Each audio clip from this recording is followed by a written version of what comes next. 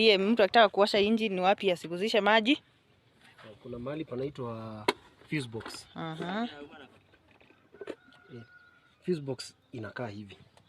Hapa ndipo fuse zote zinakuwa hapa, pakishika maji utakuwa na short.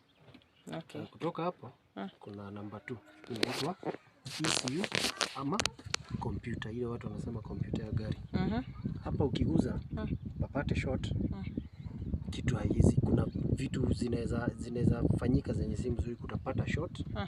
Gari inakuwa na misfire ama inapata short, unapata gari saa zingine wasikia imeugua mataa ama kitu kama hiyo. Sasa hapo ndo pasipata maji nikiosha nifanye nini? Watu wanafunika na polythene bag na hii side. Kama si hivyo, if you don't have a polythene bag, kama ni hizi nini kubwa kubwa, you do something called a steam wash.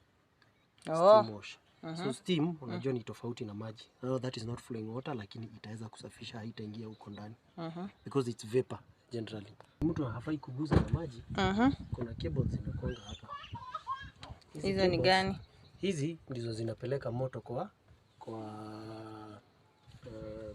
plugs. Hizo zikapata short pia kuna kwanga na hii, kuna kwanga issue. Ni hizo tu. Those are the only 3 places haufai kuwa unacheza na maji. Sasa pia hizi nifunike. Hizi unaweza fanya, you can do an overall. Hizi at least zinakuwa zimefichwa kidogo. Like for example on this vehicle zimefunikwa. So ndio unaona kuna zile gari haizina hii cover, so zinakuanga hapa juu, they are very exposed.